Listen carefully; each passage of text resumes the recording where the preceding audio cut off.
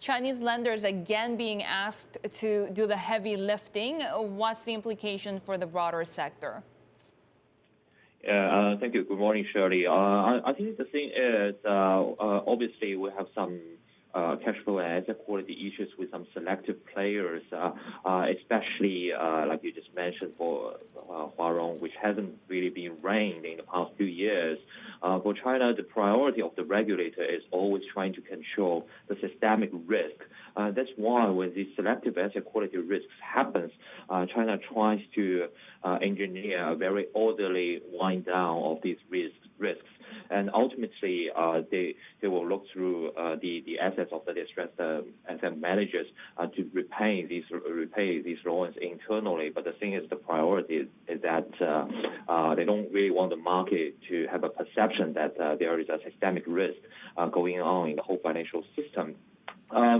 But that selective case aside, overall, with the economy recovering strongly out of COVID, the whole banking system is seeing significant asset quality recovery sequentially. At sector level, we are already seeing NPL down a few bits quarter on quarter in the first quarter of the year. Some selective banks already reported results with even a larger magnitude of asset quality improvements. With the very slow earnings growth last year as the basis, this year actually we are expecting an acceleration of the earnings for Chinese banks across the board. In your notes, you say that Chinese banks are at the beginning of a fundamental turnaround for at least the next 2 years. Why?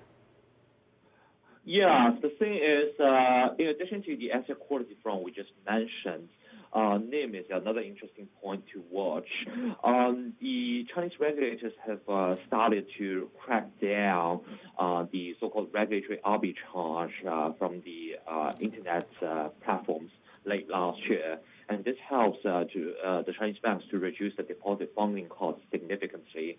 On the other hand, we started to see, especially some joint stock banks, start to so-called merchandise their retail customer base, which leads to a lot of wealth management-related revenue in fee income. So NIM has been rebounding. Fee income is growing exponentially. CMB just reported 23% fee income growth in the last quarter. So asset quality, NIM, and fee income puts together a recovery, I would say a very strong rebound of the earnings profile. And also from their major shareholder, Ministry of Finance perspective, they are actually demanding for more dividend, which is giving even more security to secondary market investors in terms of dividend yields. That's why I think to look at Chinese banks over the past few years, we worry about asset quality, but now it is time to take a more pro-growth approach to look at them. They basically offers a call option on China's economic recovery and interest rate stabilization. So is your pick when it comes to the leaders of the pack in fintech, China Merchants? Yeah, our topics are China Merchants and Bank of China. For China Merchants Bank, it is still the highest quality Chinese banks in the listed space. Just now, I mentioned that some Chinese banks has been doing a very dedicated way of customer merchandise. I think CMB is a perfect example of that, and CMB has already seen the results.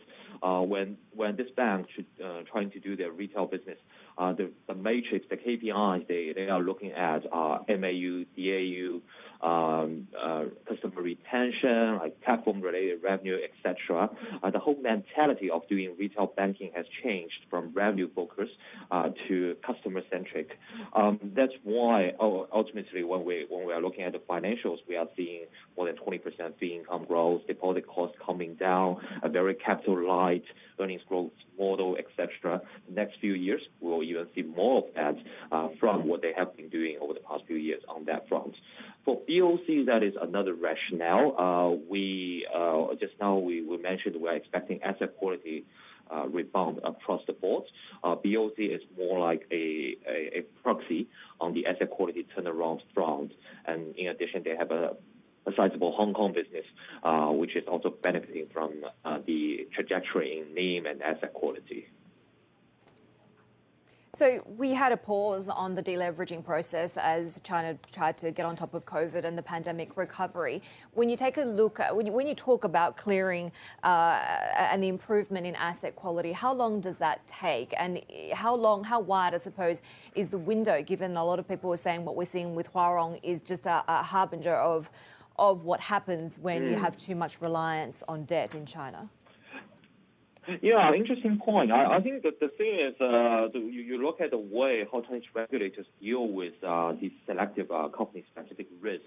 I think, contrary to the market consensus view, the thing that Chinese regulators are confident to expose the Huarong asset quality issue actually shows that they are confident of the sector-wide asset quality recovery.